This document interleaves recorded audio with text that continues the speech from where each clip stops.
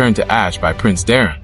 Or worse, if Kat herself dies in the crossfire, Hugh will launch into a blind, vengeful rage. With the Bronze Fury under his command, Hugh could completely incinerate Tumbleton and the entire Hightower host.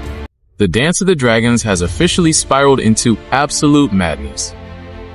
If you thought the last episode was chaotic, what's coming next is about to completely shatter the realm.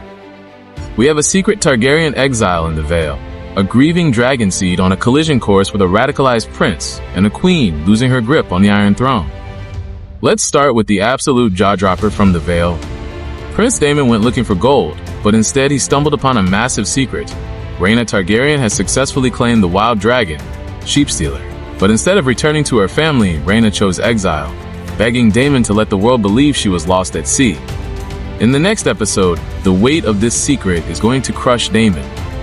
He knows Rhaenyra blamed this wild dragon for their son Jace's death. But while Daemon might hide the truth for now, what happens when Rhaenyra inevitably finds out? Rhaenyra was devastated by Jace's death, but historically, she has a deeply forgiving nature when it comes to her own family. If she discovers her stepdaughter survived and bonded with a massive wild beast, Rhaenyra may very well forgive her and welcome her back, turning a tragic misunderstanding into the ultimate tactical advantage. Meanwhile, back at the docks, Lord Corlys Velaryon is furious. He flatly refused to sit on Rhaenyra's small council, snapping that he is the hand, not her mouth, before sailing off to hunt Triarchy raiders. But when Corlys returns, he is going to demand answers. Rhaenyra is turning King's Landing into a police state, forcing starving smallfolk into the mud to scrub off Queen of Bastards graffiti. Corlys fought for a stable realm, not a tyranny. His return will bring a massive clash of wills at the painted table. And Rhaenyra's hold on her own dragon seeds is already crumbling. Look at Ulf the White. He walked into the Red Keep, expecting knighthoods, lands, and tax exemptions for his tavern buddies. Instead, Rhaenyra completely shattered his expectations, freezing him out, banning him from taverns, and treating him like a weapon she owns.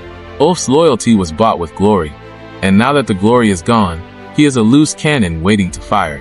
But the real powder keg is Hugh Hammer. Hugh begged to watch over Tumbleton, specifically because his wife, Kat, is trapped there. He is terrified for her safety, and he has every reason to be. In the horrifying climax of the last episode, we saw Prince Daeron Targaryen pet his beautiful blue dragon, Tessarion, before completely abandoning his mercy. On Lord Ormond's orders, Daeron unleashed blinding dragonfire, brutally executing Kat's brave brother in chains. Kat's family is already suffering under the Hightower boot. If Hugh lands Vermithor at Tumbleton and discovers that his brother-in-law was turned to ash by Prince Daeron, or worse, if Kat herself dies in the crossfire, Hugh will launch into a blind, vengeful rage. With the Bronze Fury under his command, Hugh could completely incinerate Tumbleton and the entire Hightower host. But a massacre like that would trigger a devastating backlash. The realm would face total ruin, and Rhaenyra would completely lose control of her claim on the throne, branded a tyrant by her own people for the actions of her rogue dragon seed. And what about the presumed dead King Aegon? In the last episode, Larys Strong dragged a weeping Aegon away from the charred, unmoving body of Sunfire, declaring the dragon dead. Aegon is currently hiding in a squalid refugee camp, forced to kneel and call a brutal guard "my lord" just to survive. But we know the bond between a dragon and its rider is psychic, and Aegon might still feel that Sunfire is alive. If his golden dragon survived that horrific clash, Aegon's ultimate return is guaranteed. But it raises a tragic question. Even if Sunfire lives, can a shattered Aegon with a severely burned body and a crippled broken leg ever actually ride his beast into battle again? His physical limitations might turn his eventual comeback into a tragic struggle. While the physical war rages, a silent political time bomb is ticking inside the Red Keep. Queen Helaena is harboring a massive secret. She is pregnant.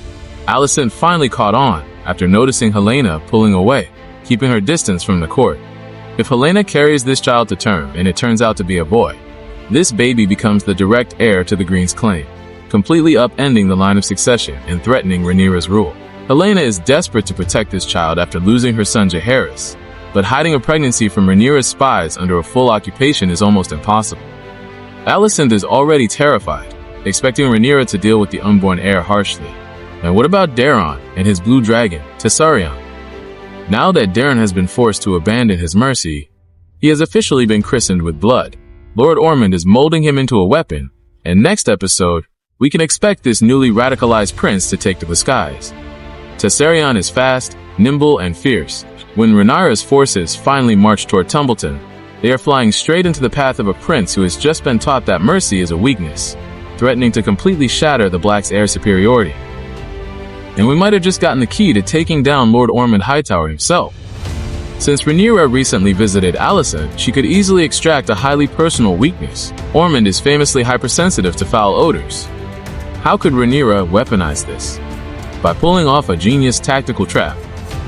If her agents taint Tumbleton's water supply or plant poisonous, foul-smelling odors in his quarters, they could physically force Ormond and his army to flee their strongholds in search of fresh air and clean water.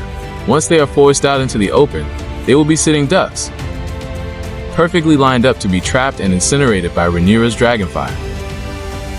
Finally, the funny detail everyone is overlooking: the Red Keep's massive rat problem. The royal palace is completely overrun, but Ellen of Hull gave Rhaenyra a simple solution, pointing out that on ships, they just use cats. Next episode, expect a literal war against rats inside the castle walls, as Rhaenyra mobilizes a feline army just to keep her own halls clean. But while the cats clear the Red Keep, the dragons are preparing to burn the realm. Let me know your wildest predictions in the comments below, hit that subscribe button, and I'll see you in the next breakdown.